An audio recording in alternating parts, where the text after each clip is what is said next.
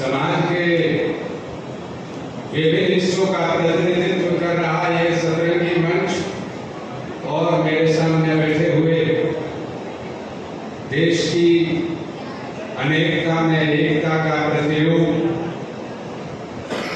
यह इसको मैं दर्शक दीर्घा कहूँ या श्रोता कहूँ या विद्वज्जन कहूँ, इन सबको मैं हृदय की गहराई से बहुत साधुवाद और आभार करता हूँ, उनका अभिवादन करता हूँ। आज के समय में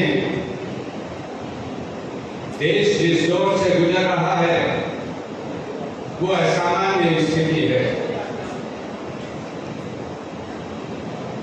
देश में जब विदेशी आक्रांता आए, कुछ मौकों पर उन्होंने भी यहाँ की संस्कृति, यहाँ के आचार विचार, यहाँ के दुख दर्द, यहाँ के भाईचारे को जोड़ने का काम किया। अंग्रेजों का बहुत दिन तक दमनात्मक शासन चला, लेकिन अनेकता में एकता उन्होंने भी बनाए रखी। उनको राज करना था, अपनी वंश पेल उन्हें फैलानी थी, अपना साम्राज्य बढ़ाना था। इमरान अंसारी जी और उनके साथी सैयद तहसील अहमद जी मंच पर आ जाएं। आपकी जगह मंच पर रिजर्व है। इस सब के बावजूद उनका दम चक्र चला अपनी सीमाओं के विस्तार करने के लिए, लेकिन देश के अंदर सीमाओं की विस्तार करने के लिए तो उन्होंने आपस में लड़ाया, लेकिन इसके अलावा समाज को एक रखने का काम किया।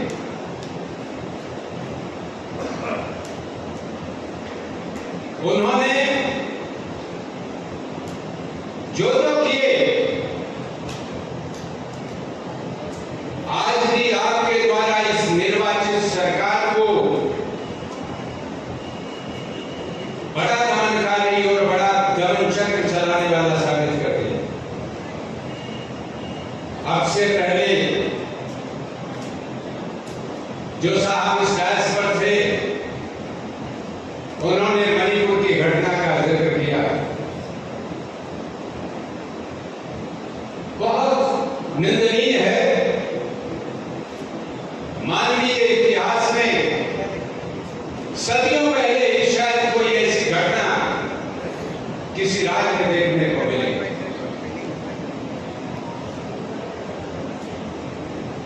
ये जिम्मेदारी तय करने का काम हम और आपका है कि जिस समय सरकार बनाने का काम, जो सरकार हम अपने लिए अपनों के द्वारा चुनते हैं, उसी में गलती होती है। उस समय हम कहते हैं, भटकते हैं, या हमारा दिल दिमाग कहीं, हमारी आत्मा कहीं और हमारे हाथ का निशान जिससे हम बटन दबाते हैं वो दूसरी जगह चला जाता है।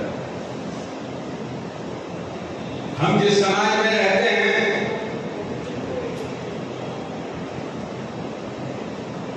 मानवता यहाँ कितनी बड़ी चीज है,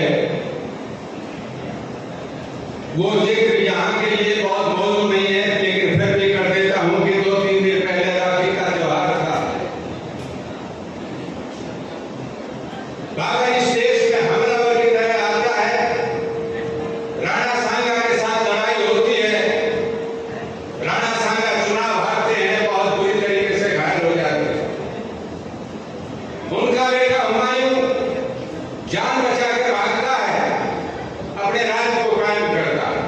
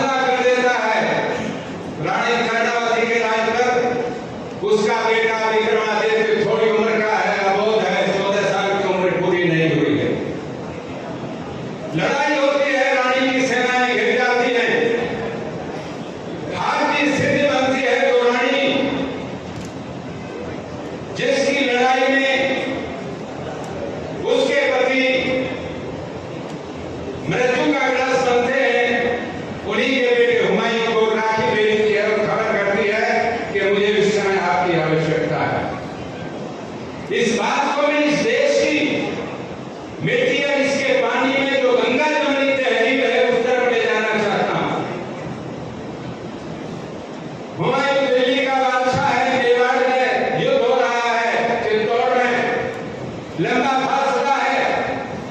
हुमायूं के जाते जाते रानी का राज बचता नहीं, तो 3000 से 13,000 के बीच की फिगर है। इतनी महिलाओं के साथ में जो हर करती है अग्नि में प्रवेश कर जाती है।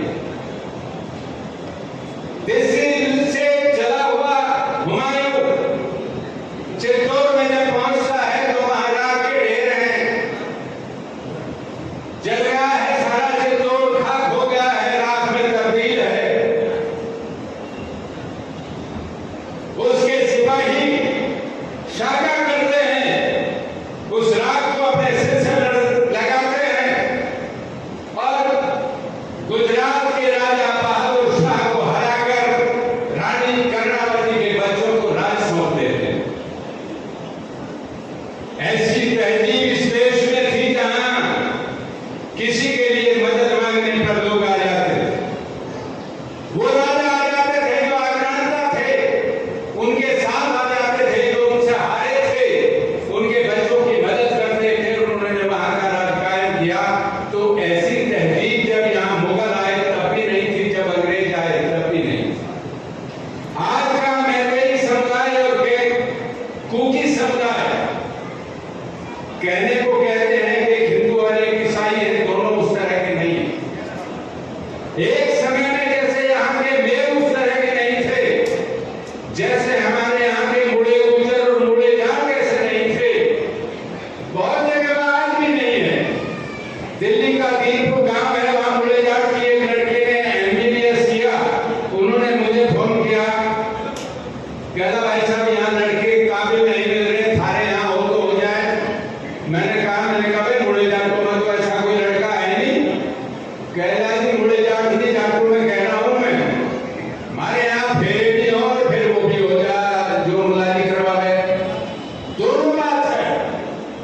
तो हम जिस समाज में रहते हैं वो गंगा जमुनी तहजीब का समाज है। मैं यहाँ से बाहर निकलूं, मेरा एक्सीडेंट हो जाए, मैं किसी और की बात नहीं करता, खून बह जाए, मुझे यहाँ से राजकुमार घाटी के लोग उठाकर अस्पताल ले जाएं कैलाश, तो मेरे पत्नी मेरे बच्चे वहां जाके ये नहीं पूछेंगे कि ये जाट का खून है या हिंदू का खून है या वेद के मानने वाले आर्य समाजी का खून। वहां ये है तो भी खून हो, इसको चढ़ा दो।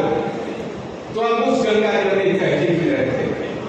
हमारे पास से जमुना बहती है, जमुना जी की पूजा आगे होती है, जहां मैं रहता हूं वहां गंगा बहती है, गंगा की पूजा होती है।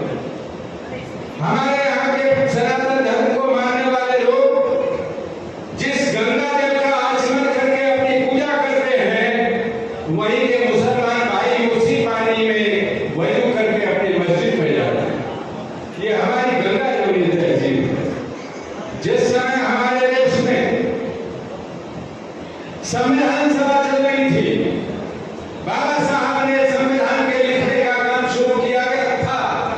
ये सारी बातें उन बातों में संकलित करने के बाद ही वो पवित्र ग्रंथ बना, जिसकी शपथ लेकर आज हमारे देश का जो बादशाह है, जिसको हम प्रधानमंत्री कहते हैं, वो शपथ लेता है। लेकिन वो शपथ से घर होकर जाए, जिसमें कहा गया है कि हम भारत के लोग, वो भारत के लोग ना कहें, उन्हें हिंदू और मुसलमान कहने लगे, वो ईसाई और जैन कहने लगे, वो तेली और मरवा कहने लगे।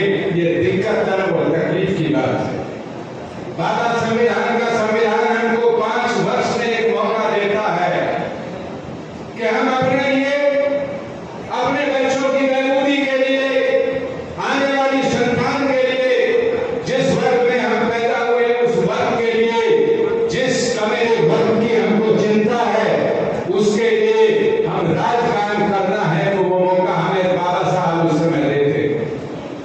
आवश्यकता है कि उस बात को ना हम छूट जाए, आवश्यकता हमें उस बात के रखने की है, और वो बात केवल तब रह सकती है जबकि ये वाक्य वायलेंस फ्री इंडिया, ये वाक्य नहीं है, एक सूत्र है।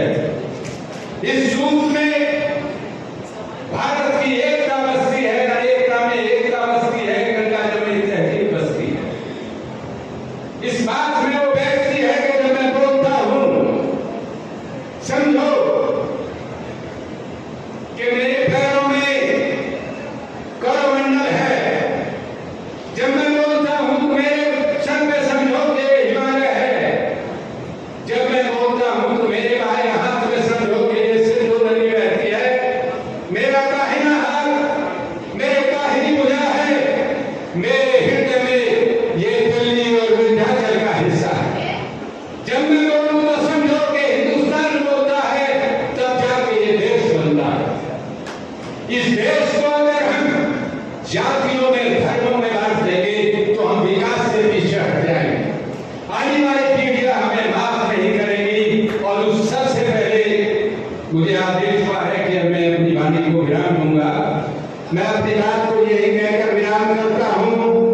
कि इस सबसे पहले शांति जरूरी है,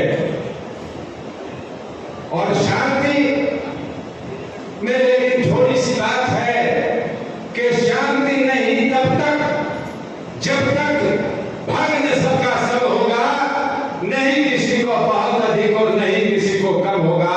बहुत धन्यवाद।